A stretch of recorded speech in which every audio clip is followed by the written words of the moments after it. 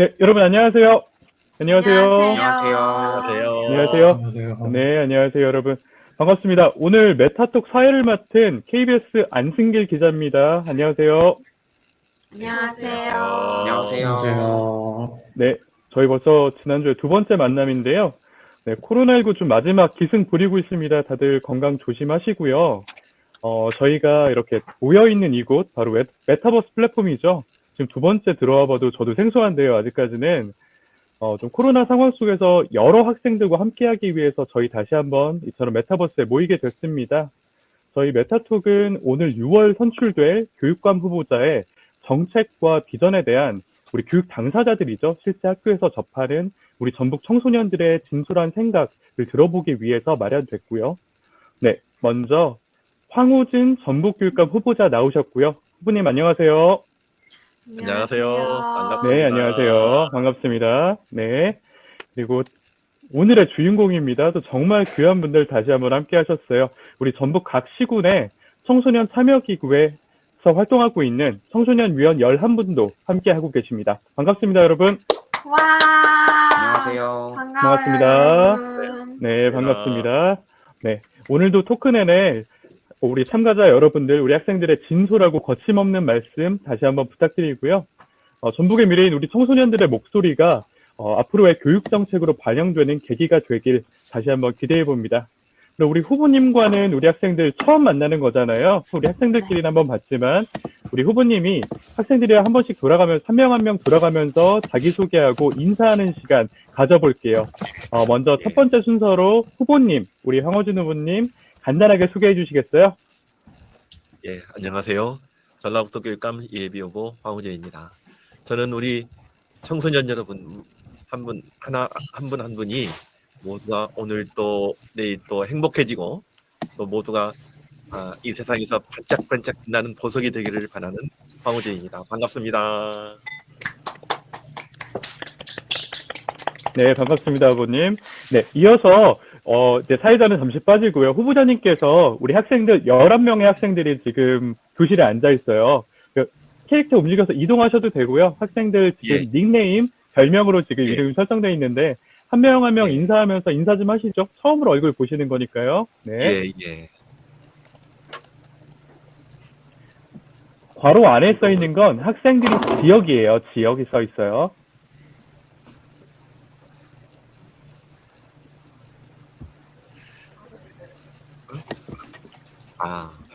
네, 후보님 그냥 말씀만 하셔도 돼요. 움직이지 않으셔도 됩니다. 그래요? 네. 지금 맨 앞줄에 바로 앞에 구름님이 있거든요. 인사 한번 나눠보시겠어요? 구름님 네. 완주에서 오셨네요. 반갑습니다. 네.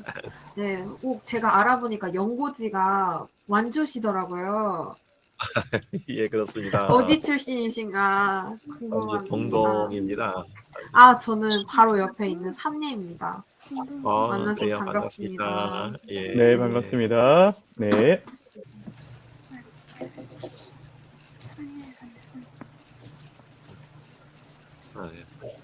네, 후보님 바로 옆에도 지금 학생이, 네, 인사 나눠보세요. 예.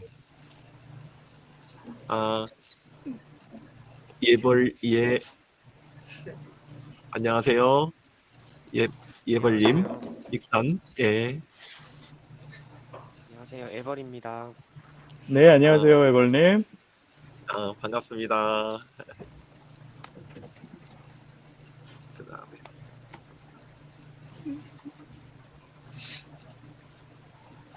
그 다음에, 장민부님, 안녕하세요. 안녕하세요.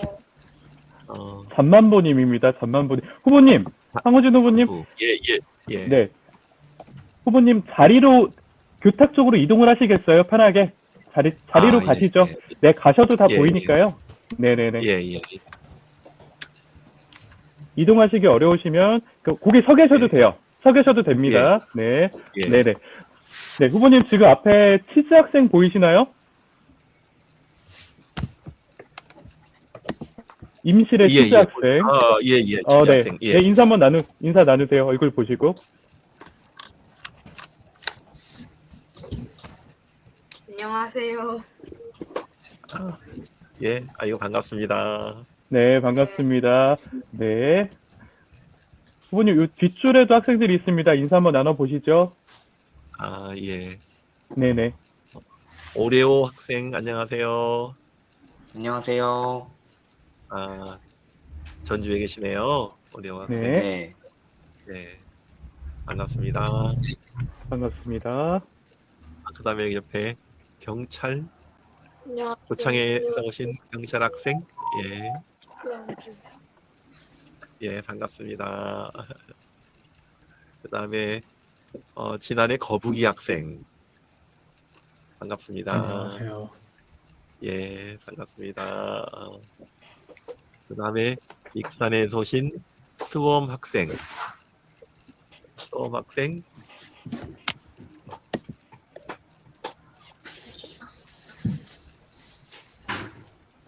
익산의 수험 학생이 안 계시고, 그다음에 리틀 미션 학생 군산에 반갑습니다.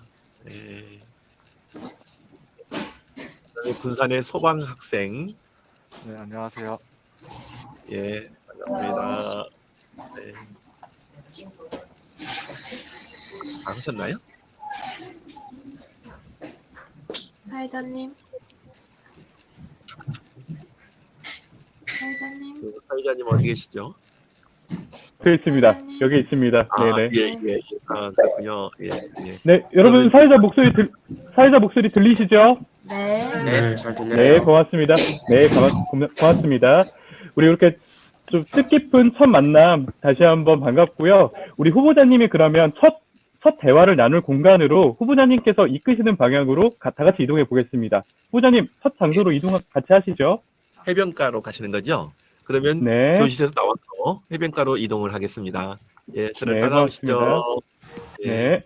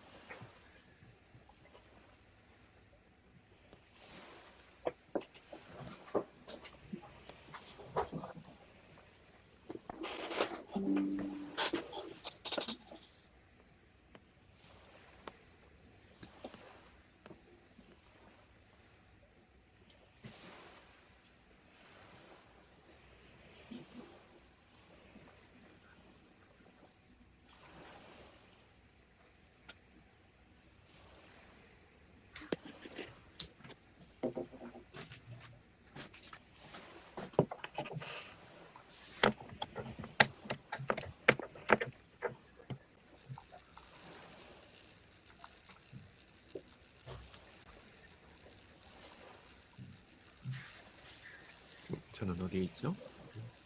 여기 들어왔는데. 네, 후보님, 여기 사회자 보이시죠? 네, 더 따라서 오시면 됩니다. 네. 예. 네, 이쪽으로 오시면 돼요. 네, 여기 학생들이 모여 있고요. 안쪽으로 오시면 됩니다. 예. 네, 다들 모닥불 앞에. 역시 학생들이 먼저 재빠르게 와서 지금 둥글게 자리에 앉아 있습니다. 서로 목소리, 얼굴 잘 보이시죠? 네. 네. 네, 고맙습니다. 고맙습니다. 네. 저희가 이제 해변가에 모였고요. 해변가에 모였어요. 첫 번째 코너 진행하겠습니다. 첫 번째 코너는, 황호진 후보자께서 내놓으신 정책 공약에 대해서 학생들과 이야기를 나눠보는 시간입니다. 우선 공약 발표에 앞서서요, 우리 황 후보님 이력 간단하게 소개해드리면, 현장에서 학생들을 가르치는 교사로서는 아니셨지만, 오랫동안 교육 현장에서 교육 공무원으로서 일을 하시면서 정책들을 연구하시고 만들어 오신 분이세요. 네, 전 전북교육청 부교육감 지내셨고요.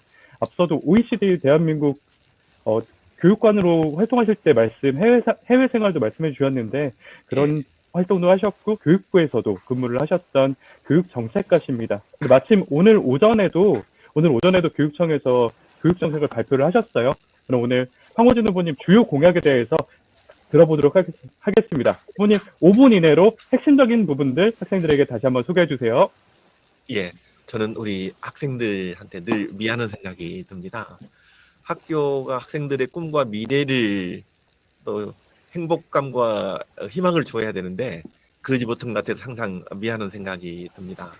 공부를 하고 싶은 학생한테는 공부할 수 있는 여건을 충분히 조성해주고 자기 재능을 꽃피우고 싶은 학생들한테는 그런 재능을 탐색하고 그것을 키워내는 그런 기회를 많이 줘야 되는데 그러지 못한 것 같아서 항상 미안한 생각을 가지고 있습니다. 저는 이제 몇 가지만 말씀드릴게요. 우리 청소년 여러분, 이 세상에 살면서 가장 큰 그 원천적인 기쁨이 뭔지 아세요? 저한테 얘기해 주는 사람이 없었는데 저는 근래 깨달았어요. 우리 사람은 자기의 신체를 자기 의지에 따라서 마음껏 움직일 때 가장 크고 원초적인 기쁨을 느낀다고 합니다. 그게 바로 체육이죠. 스포츠입니다. 학교에서 스포츠 시간, 체육 시간이 있긴 합니다만은 제 기억에 그렇게 신났던 기억은 별로 없었어요. 뭔가를 배워야 됐고 힘든 과정이었던 거 생각이 드는데 저는 우리 이 스포츠가 정말 내가 좋아하는 스포츠를 지속적으로 그걸 활동을 할 수가 있고 또 이걸 평생 즐기면서 건강관리 할 수 있는 이런 그 스포츠를 우리가 이제 스포츠 클럽을 통해서 습득하는 것이 필요하다고 생각을 했어요. 그리고 이제 우리가 어릴 때부터 들어온 얘기는 공부할 시간 넘는데 무슨 운동이냐 이 얘기를 했지만 사실은 사람이 인공지능과 다른 것은 두뇌만이 아니고 신체와 통합적인 과정을 학습을 한다는 거예요. 그래서 운동을 하는 학생들이 오히려 학업 성취도가 높아요. 그 과정에서 친구들과의 사이 관계도 이 사회성 발달도 되고 또 리더십도 형성이 되는 겁니다. 근데 문제는 우리 중학교 학생들, 고등학교 학생들 주말에 어디 가서 마음껏 축구를 할 수 있습니까? 없어요. 자리가 없어요. 그래서 저는 우리 학생들이 마음껏 이 체육 활동을 할 수 있는 청소년 종합 스포츠 타운을 만들 생각이에요.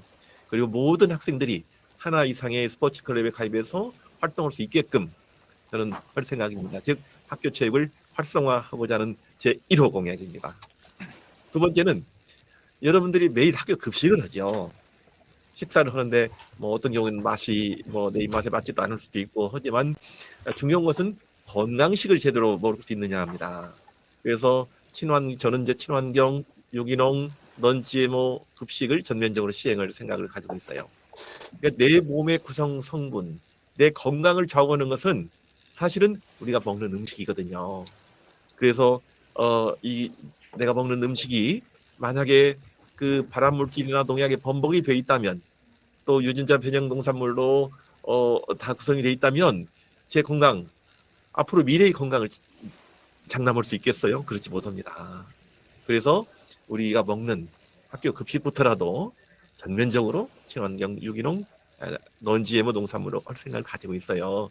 그리고 그것을 정말 채식이라고 해도 정말 맛있게 소스를 해서 여러분들이 채식을 즐길 수 있도록 할 생각이고 또 그 다음에 이제 이런 친환경 농산물 확보하기 위해서 지역 농민들과 계약 재배를 할 생각입니다. 그렇게 되면 지역 농민들의 소득이 지금보다 한 2배쯤 될 거예요. 그러면 전라북도 전체가 굉장히 풍요로운 그 지역이 될 것입니다. 그 다음에 이제 제가 또 공약으로 내세운 것이 여러분들 우리가 지금 이 그 메타버스를 통해서 토크를 하고 있는 것이 얼마나 놀랍습니까? 근데 앞으로 다가오는 시대에는 이런 디지털 문명, 디지털 기술을 제대로 익히지 않으면 어떤 일을 해도 크게 성공할 수가 없거든요. 그래서 이런 정보와 기술을 제대로 익혀서 내가 어떤 일을 하든 간에 상당한 부가가치를 낼 수 있는 이런 인재, 그게 뉴칼라 인재입니다. 그래서 학교 교육에서 코딩 교육도 강화하고 인공지능, 융합 수업도 강화하면서 이런 미래 시대를 제대로 살아갈 수 있는 이런 인재를 키워내고자 하는 그런 생각을 또 가지고 있어요. 그 다음에 여러분들 학교에서 활용할 수 있는 공간이 제한적이에요. 그래서 학교에 이제 많은 학생들이 있던 학교가 특히 대도시 일부 학교를 빼놓고는 학생 수가 대폭 줄었어요. 공간도 남고 부지도 남는 경우가 많이 있습니다. 그런 공간이나 부지를 내어줘서 지자체하고 협의해서 여기다 강당, 체육관, 도서관, 공연장, 그다음에 보육시설까지 만들어서 이걸 학교 복합시설로 하는 거예요. 그래서 지역 주민들과 함께 여러분들도 쓸 수 있는 겁니다. 그 시설들을 여러분도 쓰면서 여러분들이 마을교사 선생님이 여러분들 지도하는 거예요. 그러면 우리 학교 교육도 대단히 풍성해질 걸로 생각이 듭니다. 그 학교 복합시설도 제 주요한 공약 중에 하나입니다. 또 이제 우리 전라북도는 대표적인 농도로서 농어촌에 작은 학교들이 참 많아요. 그래서 어떻게 하면 작은 학교를 살릴 것인지에 대해서 굉장히 종합적인 초중 또는 중고 통합학교로도 만들 수가 있고 공동교육과정도 운영할 수가 있고 대단히 이 창의적인 무학년제 수업이랄지 이런 것들을 통해서 농어촌 지역의 작은 학교도 살리고 지역도 지역 소멸로부터 막는 이런 그런 정책들을 내놓고 있습니다. 네, 감사합니다. 감사합니다. 후보님 지금 예. 네, 후보님 지금 45분이 지났고요. 그럼 이야기 예, 예. 진행을 하면서 이제 남은 공약들에 대해서도 좀 더 이야기 나눠볼게요. 네, 우리 학생들의 이야기를 들어봐야 되니까요. 네, 진행하겠습니다. 네네. 지금 핵심 공약을 제시를 해주셨어요. 근데 학생들이 다들 먼저 후보님의 핵심 공약에 대해서 공부를 하고 왔습니다. 그래서 관련된 질문들을 준비를 한 학생들이 있어요. 우선 첫 번째 공약이 체육에 대한 공약이었어요. 네. 학생들의 체육 활동을 돕겠다라는 내용인데 이에 대해서 학생들이 좀 의견이 있는 것 같습니다. 혹시 의견 있는 학생들 손 들고 질문해 주시겠어요? 네, 지금 두 분이 드셨어요. 두 분이 드셨는데 지금 소방님 먼저 이야기해 볼까요? 소방님. 네. 학교 체육을 활성화하고 권역별 청소년 종합 스포츠 타운을 만드시겠다는 공약이 있잖아요. 거기서 이제 처음 들어가는 예산뿐만 아니라 그런 걸 관리하다 보면은 또 꾸준히 많은 예산이 필요하고 또 들어갈 것으로 생각되는데요. 혹시 예산 확보를 어떻게 하실 생각인지 궁금합니다. 그 예산은 항상 가장 큰 관건이죠. 근데 예산은 전라북도 교육청 예산이 3조 지난해 3조 8,900억입니다. 뭐 거의 4조 가까이 되죠. 4조니까 감이 잘 안 오죠. 대단히 큰 예산이고 이것은 정말 저는 예산 전문가입니다. 예산을 어떻게 쓰면 효율적으로 쓸 수 있는지 많은 걸 알고 있거든요. 그래서 그런 예산을 전략해 간다면 쓴다면 충분히 가능하기도 하고 또 경우에 따라서는 국비 예산을 확보할 수 있는 저는 예를 들면 지금 현재 기획재정부 예산을 청구하는 기획부 재정부 장관이 제가 아주 막역한 친구예요. 그래서 그런 국비 예산 확보할 수 있는 가능성도 충분히 있다고 생각이 들고요. 우선 우리 전라북도 4조 가까운 예산 중에서 일부 절감하면 충분히 예산 확보는 가능하다고 생각이 듭니다. 네, 감사합니다. 그리고 또 손든 친구 있죠? 네, 체육에 대한 질문 이어서 해주세요. 잠만보님이었나요? 네.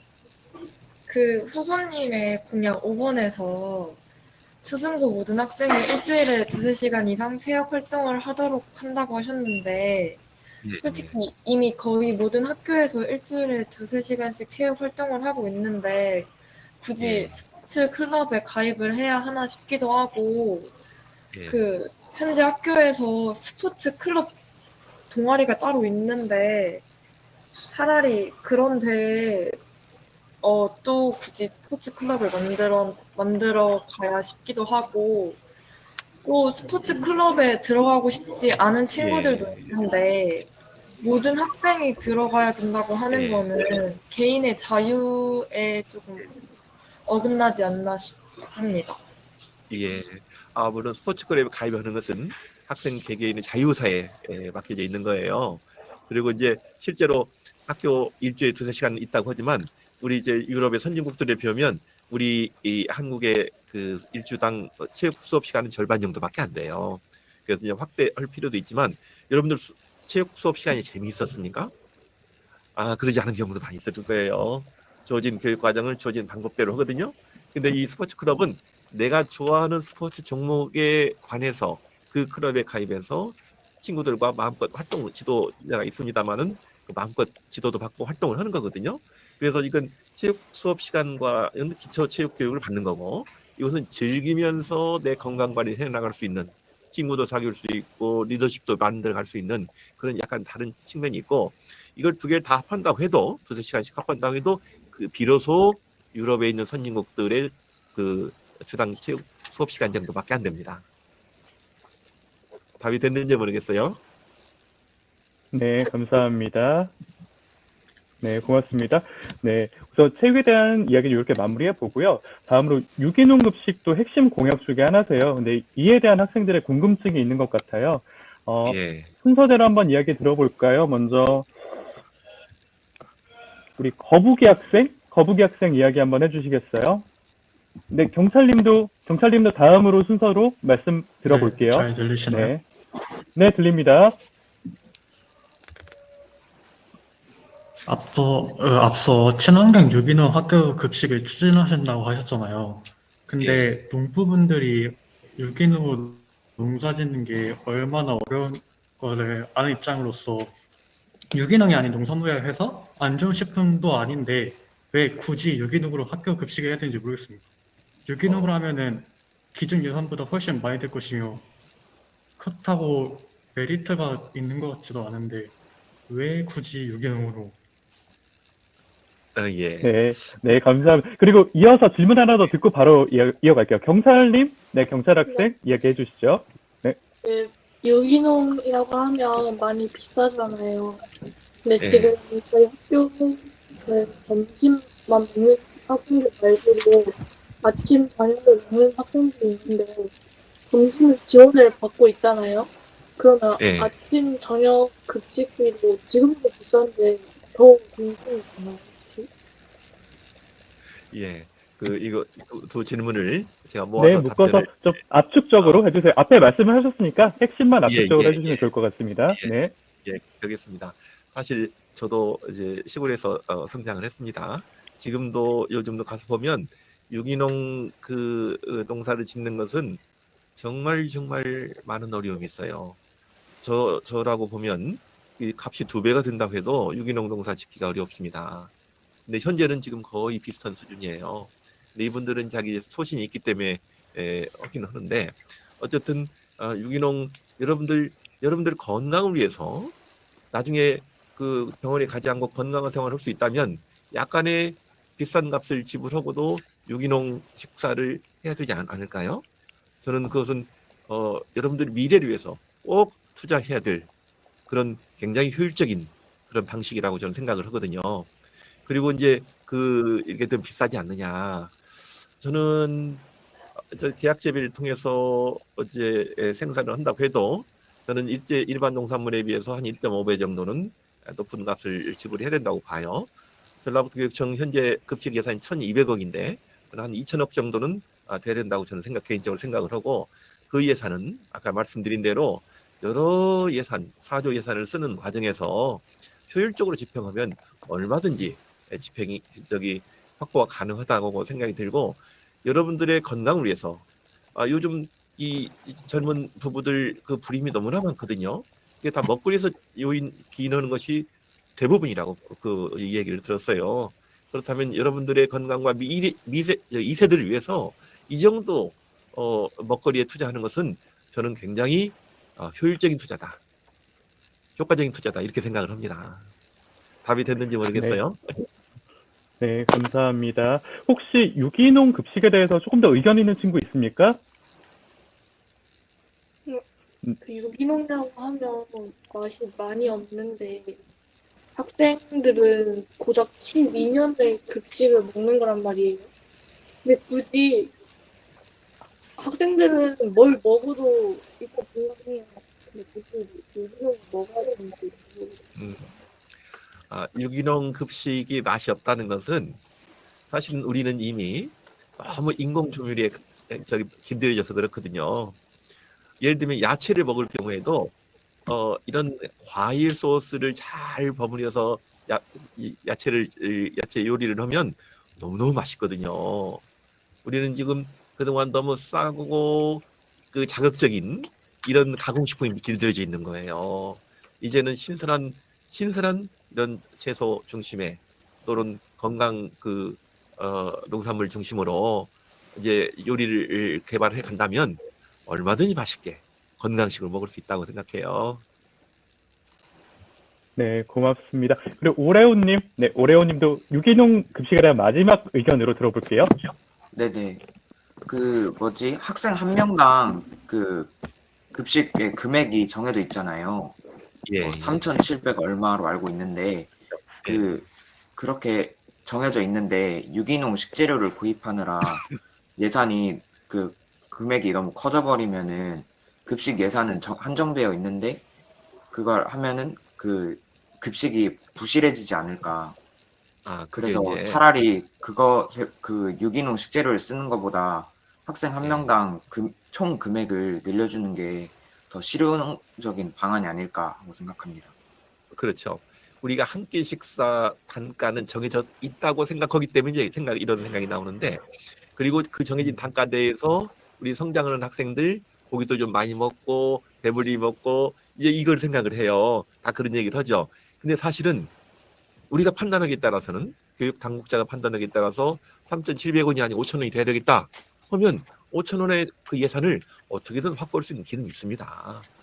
예를 들면 건물을 새로 부시고 새로 짓는 것이 좋을지, 아니면 있는 건물 그 위험이 없다면 리모델링해서 쓰는 것이 좋을지에 대한 판단을 해서 새로 부수고 새로 지으려고 하다가 리모델링해서 이제 쓴다고 하면 그 한 가지 사안만 가지고도 몇십억의 예산이 확보될 거예요.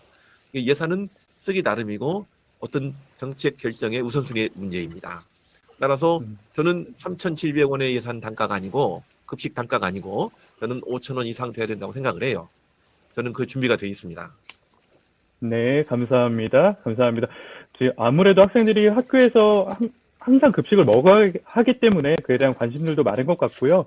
앞서 그렇죠. 체육도 그렇고 유기농 급식도 그렇고 지금 학생들의 좀 피부에 와닿는 생활 밀착형 공약에 대한 이야기 나눠봤습니다. 의견들 감사하고요. 네, 다음 질문도 좀 받아볼게요. 이어서 다음 공약에 대해서.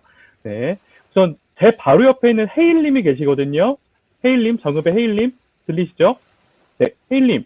혹시 후보님께 물어보고 싶으신 거 있으시면 질문 부탁드릴게요.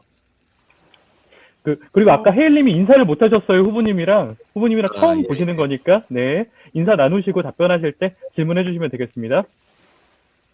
네. 안녕하세요. 네, 정읍에 거주하고 있는 학생입니다. 아까 학교 예. 복합시설 말씀해 주셨는데, 예. 학교라는 공간은 우선적으로 학생들의 학습을 위한 공간인데, 이 공간을 학교 복합시설로 바꾸게 된다면, 시설을 이용하는 어른들에 의해서 학생들이 위축되거나, 시설을 이용에 따른 소음이 학생들의 집중을 방해할 수 있다고 봅니다. 이러한 문제는 어떻게 해결하실 건가요? 네, 제가 이제 그 경기도 화성시 동탄에 가서 그 현장을 다 그 확인을 했습니다. 그 다음 이음터라는 데를 갔는데 다음 중학교 부지를 내어서 그 학교 복합시설을 지었어요. 근데 처음에는 그 대단히 크게 우리 그 헤일 학생과 마찬가지로 걱정을 했다고 그래요. 이게 이제 동선이 겹치고 일반 성인들이 와서 이용하면서 학습 분위기가 해쳐지지는 않을까, 학생들의 위험이 생기지는 않을까, 이런 걱정을 많이 했는데 현실적으로 이 동선을 분리하게 되고 이렇게 하게 되면 그런 그 생각했던 소음이랄지 이런 학습 방해 이런 사례는 전혀 없었고, 오히려 학생들이 거기에 오는 아이고 죄송합니다. 지역 주민들 성인들과 이 접촉하는 경우가 있는데 오히려 크게 도움을 받는다고 그래요. 그래서 우리가 걱정하는 것과 다르게 그런 이런 동선을 분리하고 운영만 적정히 한다면 아무런 문제가 없을 거라고 생각이 들고, 학교와 이 학교 복합시설은 복도로 연결이 돼 있는데 굉장히 이중 차단문이 있어요. 그래서 이게 철저하게 보호가 되고 있는 것을 현장에서 확인을 했습니다. 네, 고맙습니다. 혹시 헤일님 좀 답변이 도움이 됐길 바라고요. 우리 좀 다음 질문 이어가 볼게요. 그리고 수임님 계시죠? 수임님도 질문 하나 부탁드릴게요. 네. 수소 시범학교 등 탄소 중립 학교를 추진해 기후 위기에 대응하시겠다는 공약 내용에 일회용품 안 쓰기 등 절제와 감소의 학교 생활을 실행하기 위해 어떤 노력이 필요할까요? 학교 안에서 일회용품을 쓰지 않는다는 건 정말 어려운 일인 것 같아요. 그렇죠. 동의합니다. 제가 답변 드릴게요. 우리 네. 생활은 일회용품에 지금 쌓여 있어요. 둘러싸여 있습니다. 근데 사실은 일회용품을 쓰고 이제 버리게 되면 그게 자연 분해되거나 또는 만약에 그 소각을 할 경우에도 굉장한 이제 공해 물질이 나오거든요. 우리가 지금 겪고 있는 이 그 감염병 사태, 팬데믹 사태, 그다음에 기후 위기의 사태 이런 것들이 전부 다 우리가 무분별하게 자연을 파괴하고 생명을 파괴한 그 결과물로 기후 위기가 왔고 이 팬데믹이 온 거예요. 이것을 앞으로 더 큰 팬데믹도 지금의 코로나보다 더 큰 무서운 팬데믹이 올 수도 있고 우리가 상상하지 못하는 어마어마한 기후 위기가 올 수도 있어요. 이미 유럽에서 중국에서 일본에서 엄청난 기후 위기를 직면하고 있거든요. 다행히 우리 한국은 그냥 복 받은 땅이라 그런지 이런 기후 위기에 크게 시달리진 않았어요. 근데 다른 나라는 이미 현실이 돼 있고 우리한테도 올 수도 있습니다. 이런 것을 방지할 수 있는 유일한 방식은 생태계 복원이에요. 생태계 복원은 일단 자연 파괴를 멈춰야 됩니다. 자연을 복원시켜야 돼요. 그러기 위해서라도 일회용품은 써서는 안 됩니다. 저는 소비가 미덕인 시대인데 끝났다고 생각해요. 독일에 있는 초등학교 학생들은 소비를 죄악으로 생각한다 합니다. 이 아이들이 크면서 소비 제로 운동을 벌여요. 그러니까 비행기를 타고 가면 가까운 거리를 굉장히 싼 값으로 갈 수 있는데도 가질 않고 기차를 타고 힘들게 돈도 많이 써가면서 다닌다는 거예요. 그렇게까지 이런 자연 보호 활동을 하고 있거든요. 우리가 조금 불편하더라도 무겁고 불편하고 힘들어도 이제 일회용품 쓰지 않고 하는 그 생활을 가정에서는 쉽지가 않습니다. 학교에서부터 시작하고 그게 생활화된다면 이게 가정으로 사회로 확산되어서 우리가 그런 활동들이 우리 기후위기에 대응하고 팬데믹을 막을 수 있는 생태계 복원의 저는 유일한 길이라고 생각을 해요. 그것을 우리가 정말 노트 한 권, 연필 한 자루도 아껴 쓰는 그런 시대를 살아가야 될 거로 생각하고 우리가 앞장서야 된다고 생각을 합니다. 답변이 됐는가요? 네. 너무 어려운 얘기죠? 네, 말씀 고맙습니다. 지금 저희가 정책을 쓸 수 있는 시간이 5분도 채 남지 않았습니다. 짧게 진행해 볼게요. 지금 손든 친구가 보이네요. 지금 구름님이신가요? 네. 네, 말씀해 주세요. 조금 압축적으로 가볼게요. 저 그 8번 공약에 이어서 말씀드리는 건데요. 저희가 주로 지구온난화를 심화시키는 원인을 플라스틱으로 생각하는데 사실은 그게 플라스틱이 아니라 종이로 만들어진 책과 같은 물건이 오히려 더 이산화탄소 배출량을 높인다는 그런 연구 결과를 저는 본 적이 있습니다. 그리고 코로나 이후로 저희 학교에서는 수업에서 미디어 기기를 사용하는 비중이 늘어났는데요. 반장 과제물을 따로 모을 필요가 없어졌고 선생님도 평가를 하기가 훨씬 수월해졌습니다.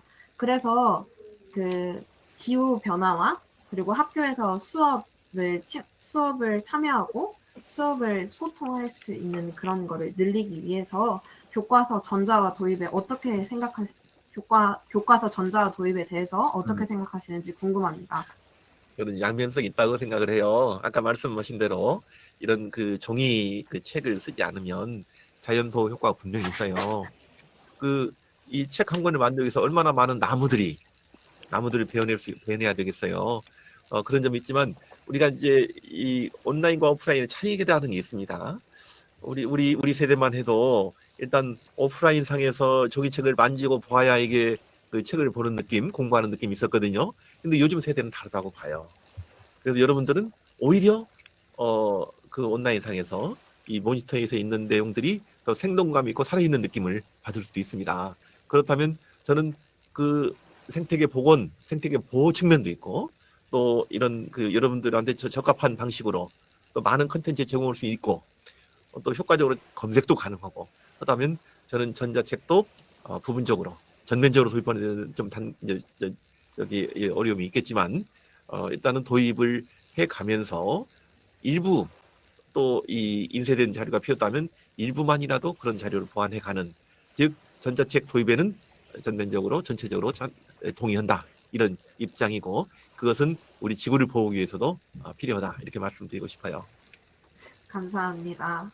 예. 네, 말씀 감사합니다. 네, 좀 좋은 고민인 것 같아요, 정말. 네, 다음 질문 이어가 보겠습니다. 저희 좀 시간이 정말 촉박합니다. 네, 짧게 이어가 보겠습니다. 우리 손을 드신 게 누구시죠? 치즈님이신가요? 아니요, 저희입니다. 네, 말씀해 주세요. 후보님께서 1년 동안 사회체험 전원 학교 설립을 제안하셨는데 예. 이 공약이 현재 진로 교육과 다른 점이 뭐고 중학교가 아닌 고등학교 1학년을 대상으로 하신 이유가 있을까요? 그 지금 자유학기 또는 자유학년은 중학교 1학년 대상으로 하죠. 그래서 본인의 적성과 재능이 뭔지 탐색하는 이런 활동을 하고 있는데, 사실은 이제 본인의 그 진로나 진학과 관련해서 정말 실질적으로 현실적으로 이걸 자기 돌아보고 결정할 수 있는 나이는 고등학교 1학년 정도가 아닌가 생각이 들고, 그게 이제 유럽에 있는 선진국들도 대체로 고등학교 1학년 단계에서 2년 정도 시간을 전환 학년으로 이제 학교를 나가지 않고 본인이 하는 경우도 있고 그런 학교를 다니는 경우도 있어요. 그래서 적정한 것 같고, 그 고등학교 1학년 단계에서 본인의 삶과 이 세상이 뭔지 다 돌아보고, 예, 그런 과정에서 또 내가 배운 것은 뭘까? 내 배움과 내 삶은 어떤 관계가 있을까? 이 세상에 대해서, 나 자신에 대해서 전면적으로 다 포괄적으로 이제 통찰하고 배우는 과정입니다. 그래서 그렇지, 그럼 내 길은 이런 것 같아 라고 그 과정에서 많은 체험 활동을 하는 것이죠. 그 학교에서는 교과서 진도 나가는 게 중점을 두는 게 아니고, 각 분야에 이 사회 각 부문의 어떤 그 생산 활동이랄지 문화 생활이랄지 뭐 각 분야에 있어서 여러분들 관심에 따라서 그것을 설정하고 체험을 통해서 좀 알아갈 수 있는 그런 시간을 주는 거예요. 그래서 고등학교 1학년 단계 그 시기가 가장 적합하지 않은가. 또 가장 이 호기심과 탐구력이 강한 때가 고등학교 1학년 때가 아닌가, 그런 생각이 들고, 또 이것은 현실적으로 이미 유럽 선진국에서 고등학교 1학년 단계를 그렇게 하고 있다. 또 우리 국내에서도 그런 사례들이 상당수가 있다는 것을 말씀을 드립니다. 네, 고맙습니다. 감사합니다. 저희 이제 요 정도로 우선 정책 공약에 대한 이야기는 정리를 하고요. 우리 다음 공간으로 넘어가서 혹시나 여기서 못한 질문들 조금 더 소화해 보도록 하겠습니다. 네, 여러분은 지금 우리 청소년 위원들과 그리고 교육감 후보가 함께하는 메타톡 함께하고 계시고요. 날카로운 질문들 꼭 정책 공약에 반영되길, 앞으로 교육 정책에 반영되길 바라봅니다. 우리 다음 공간으로 넘어가서요. 두 번째 코너로 학생들의 좀 진솔한 삶에 대한 이야기 나눠보도록 하겠습니다. 네, 후보님 다음 공간으로 이동해 주시죠. 예.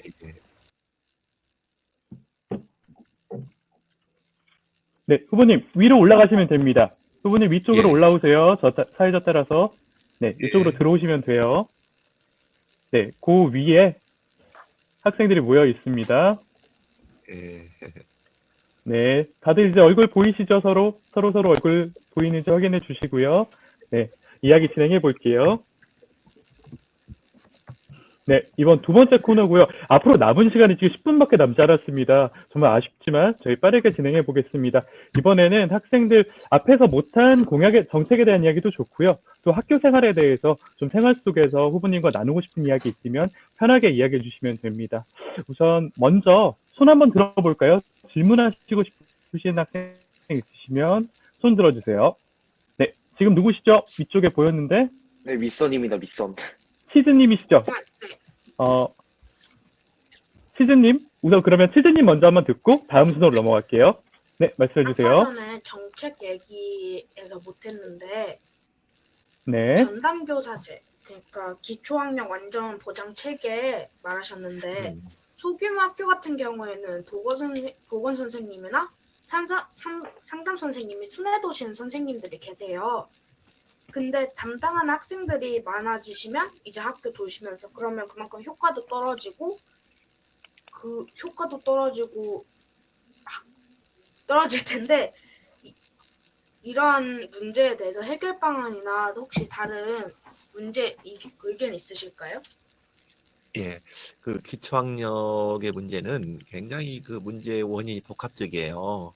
이게 단순히 뭐 시험 성적이 낮다는 게 아니고, 이 학생들은 언어 능력에 있어서도 문제가 있을 수가 있고, 또 이제 가정 배경에서도 이제 조선 가정인 경우에 편도 가정인 경우 이런 여러 가지 경우가 있고, 또 정서적으로도 굉장히 그 불안정한 경우가 많이 있습니다.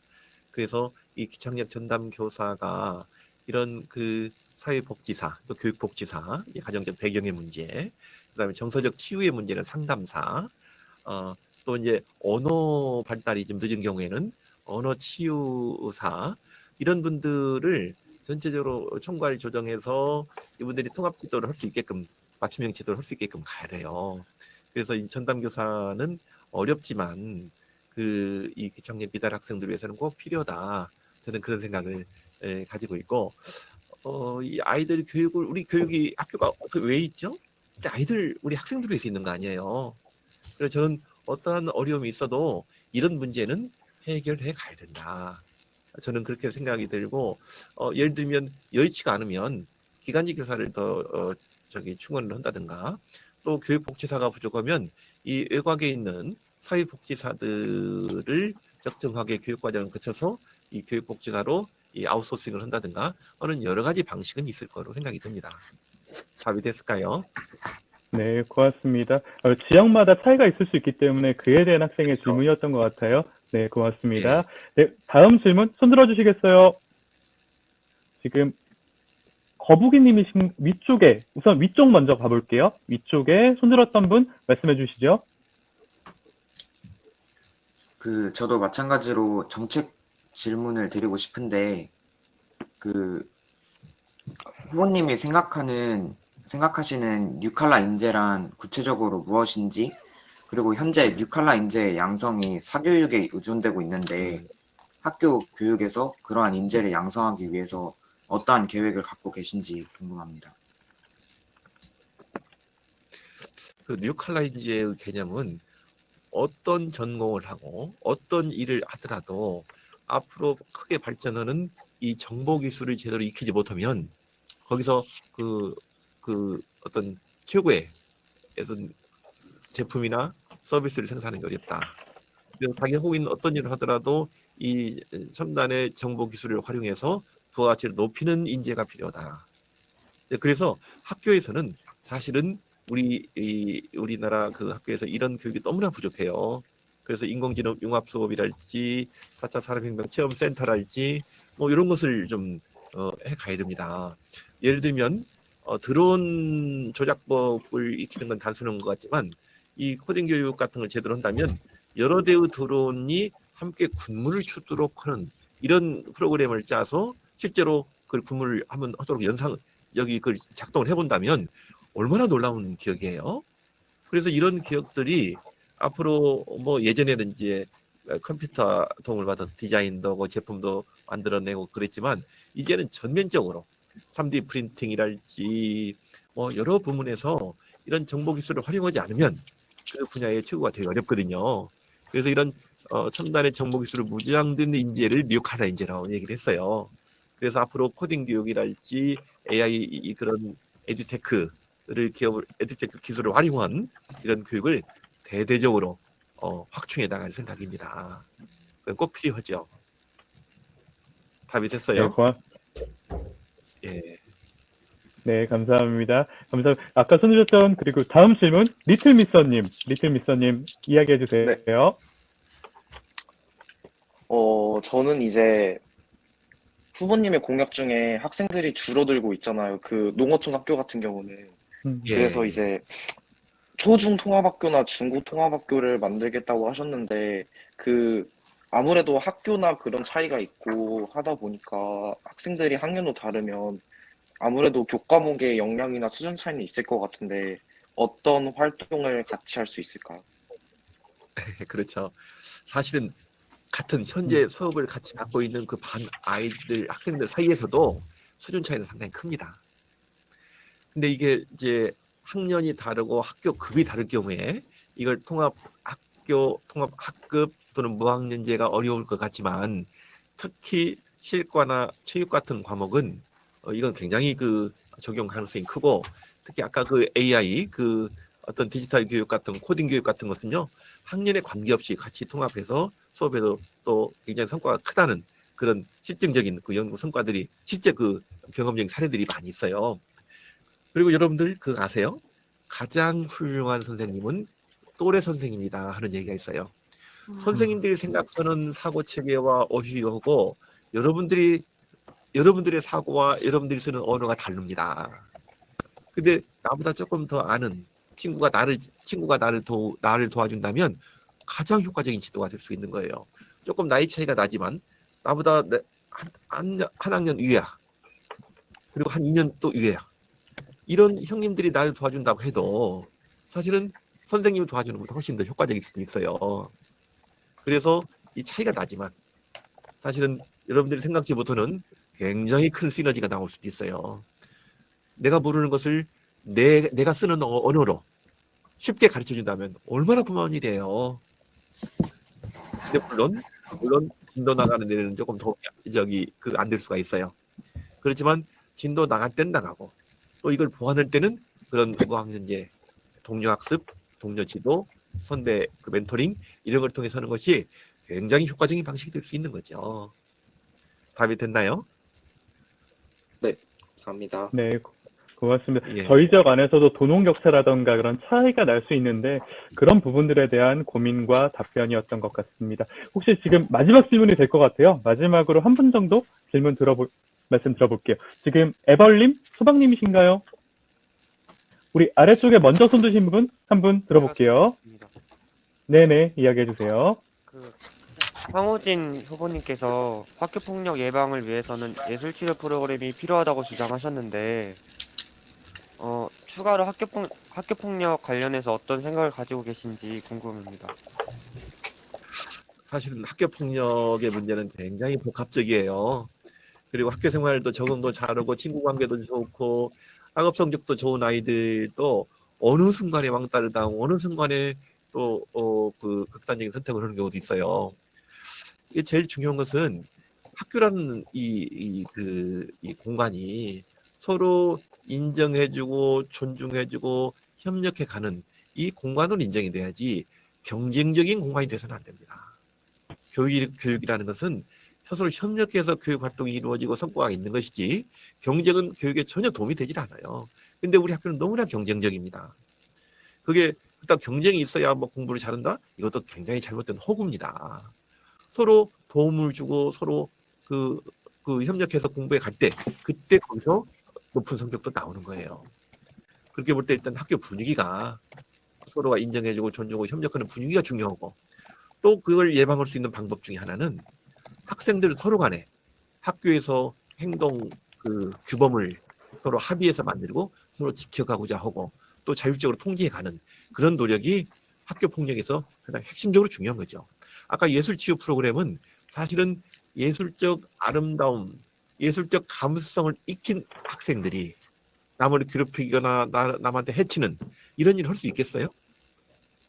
정서를 순화시켜주고 더 아름답고 부드러운 심성을 갖추게 한다는 의미에서 학교 폭력 예방 교육으로서 효과가 상당히 크다.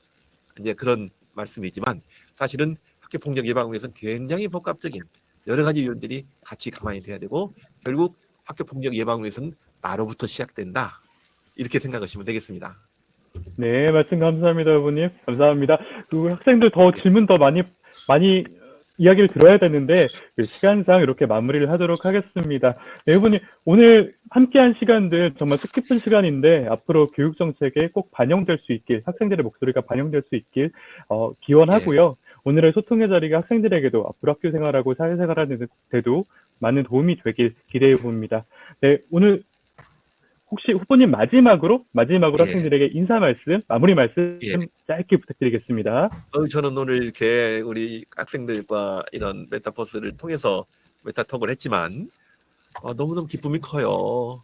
현장에 있는 학생들과 이렇게 직접 소통한다는 것이 정말 처음 있는 일이거든요.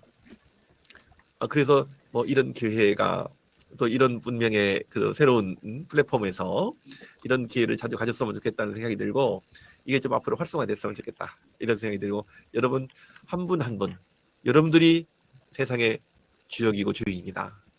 자부심 가지고 자존감을 유지하면서 오늘 또 내일 또 기쁘게 학교 생활 하시고 가정생활, 사회생활, 친구 관계 잘 해 나가시기를 기원합니다. 여러분 반갑습니다. 감사합니다. 수고하셨습니다. 너무 고생 많으셨어요. 네, 고맙습니다. 오늘의 황우진 후보와 함께한 메타톡 이렇게 마무리하겠습니다. 여러분 함께해 주신 여러분 고맙습니다. 수고하셨습니다. 감사합니다. 감사합니다. 감사합니다. 고생 많으셨습니다. 네, 고생하셨어요.